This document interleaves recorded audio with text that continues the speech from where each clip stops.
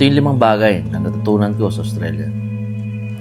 Una sa lahat, yung bagay na ikaw ang gagawa at kikilos para sa sarili mo. Ikaw ang magtatrabaho, magluluto, maglalaba, maglilinis ng bahay. Kahit may problema ka, sarili mo lang din ang malalapitan mo. Samantalang dati, pagising mo, may nakahanda na sa lamesa. Ang damit, susutin mo na lang.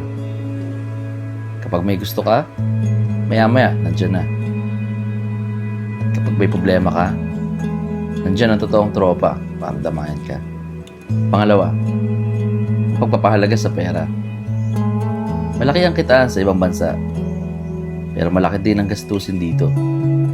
Renta, bills, pagkain, postpaid, padala at savings.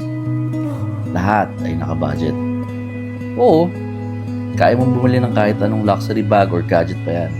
Pero may consequences ang lahat ng yan sa bills na binabayaran mo weekly. Pangatlo, 1 or 2 good friends is enough. Di mo kailangan ng madaming kaibigan. Sometimes, nagiging distraction lang sila sa goal mo. A small circle with the same passion, mindset, and lifestyle is more than enough. Ito ang sabi nila, quality over quantity. Pangapat, you will say no a lot.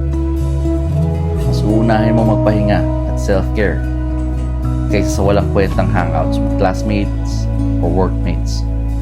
You will learn to protect your peace. Panglima, di lahat ng kababayan ay kaibigan.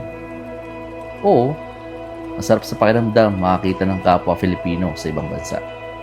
Pero madalas, sila din ang dahilan ng dami ng drama sa buhay mo. At paminsan, sila din ang dahilan ng pagbagsak mo.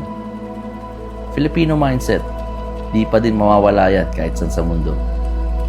Mas gusto ng iba na bumagsak ka kaysa umangat ka sa kanila.